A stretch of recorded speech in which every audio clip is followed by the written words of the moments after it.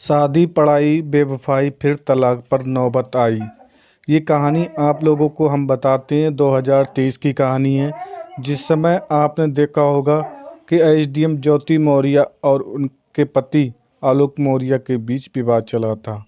दरअसल वाराणसी की रहने वाली ज्योति मौर्य और जबकि इलाहाबाद के रहने वाले आलोक मौर्य की शादी होती है। उसके बाद उन दोनों के बीच खुशी खुशी जीवन यापन चलता रहता है।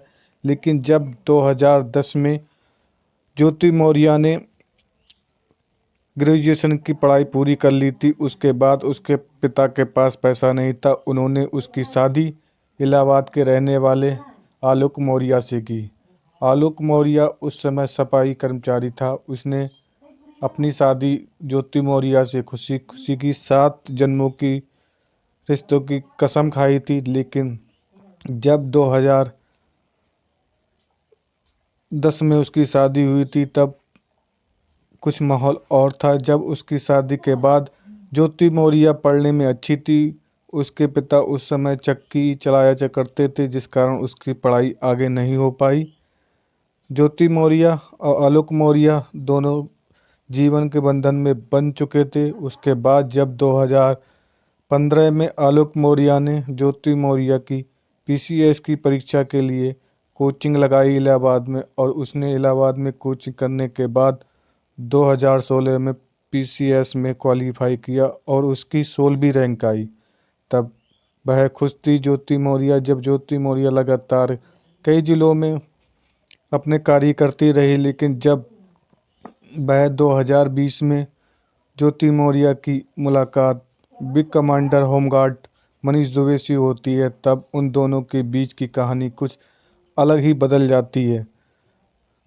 क्योंकि मनीष और आलोक आलोक जो कि ज्योति मौर्य का पति था, उसने आरोप लगाया कि एक सरकारी बंगले में ज्योति मौर्य और मनीष दुबे अवैध संबंध के रूप में पाए गए, जिससे वह नाराज था और उसने वह सरकारी बंगले पर जाकर उसकी फ़ोटो भी खींच ली, जो कि प्राइवेट फ़ोटो खींचकर उसने कहा कि वह ब्लैकमेल कर सकता है। लेकिन उसी कारण ज्योति मौर्य ने इलाहाबाद के धूमरगढ़ थाने में मनीष और आलोक के बीच जो कहानी हुई उसके खिलाफ एक मुकदमा दर्ज कराया।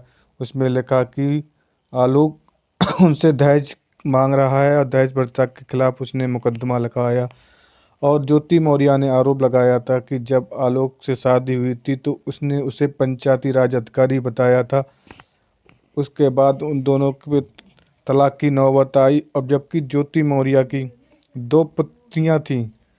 जब ज्योति मौर्य 2023 में बरेली में तैनात थी पीसीएस अधिकारी, तभी आलोक ने एक आरोप पत्र दाखिल किया जो कि 32 पन्नों का था। उसने आरोप लगाया कि मनीष दुबे और ज्योति मौर्य उसे हत्या की कोशिश कर रहे हैं और साजिश रच रहे हैं। उसने उसकी 2 नंबर की कमाई की भी जानकारी बताई कि उसके पास सारा रिकॉर्ड है कि ज्योति मौर्य कहाँ से रुपए कमाती है, कहाँ पर इससे रुपए लेती है, किस किस्से के द्वारा रुपए आता है। सारे पन्नों की उसने जांच के लिए सरकार को भेजा, लेकिन सरकार के किसी अधिकारी ने उसकी शिकायत दर्ज नहीं की, जिस कारण वह मीडिया कर्मियों में आकर उसकी पोल खोली तो पूरे प्रदेश और देश में उसकी चर्चा होने लगी, जिस कारण सरकार को 3 सदस्यीय कमेटी नियुक्त करनी पड़ी। कमेटी नियुक्त करने के बाद ज्योति मौर्य पर जो आरोप थे वह साबित होने लगे। इस कारण ज्योति मौर्य ने आलोक मौर्य से समझौते के लिए राजी हुई। और आलोक मौर्य के पिता एक मास्टर थे, वो एक सभ्य स्वभाव के थे, लेकिन वह उस समय रिटायर हो चुके थे। जबकि ज्योति मौर्य पीसीएस अधिकारी थी। ज्योति मौर्य के लिए बढ़ती मुश्किलों को देखते हुए सभी अधिकारी इस पर ताना मार रहे थे, समाज के लोग ताना मार रहे थे और सबकी घर के लोग ताना मारने लगे। तभी ज्योति मौर्य ने कहा आलोक से कि आप अपनी शिकायत वापस ले और मैं समझौते के लिए तैयार हूँ। उधर सरकार से भी शिकंजा कसता देख ज्योति मौर्य परेशान हो चुकी थी और उसका ट्रांसफ़र कर दिया गया। जबकि ट्रांसफ़र उसका बरेली से लखनऊ कर दिया गया, जिससे वह गिरती नज़र आ रही थी। और मनीष दुबे भी पर जांच बैठने को तैयार थी। शासन ने एक कमेटी बना दी थी। बिग कमांडर मनीष दुबे के परिवार वाले, बीवी बच्चे भी ताना देने लगे, जिस कारण ज्योति मौर्य ने आरोप पत्र वापस ले लिए। और उधर आलोक मौर्य ने भी अपने आरोप पत्र वापस लेने के बाद फिर मीडिया से उसने बात करने से मना कर दिया और दोनों के बीच अब सुलह हो चुकी थी। और इस प्रकार एक सुलह के लिए सरकार और मीडिया कर्मी के लिए सभी लोगों ने एक सहयोग सा दिया।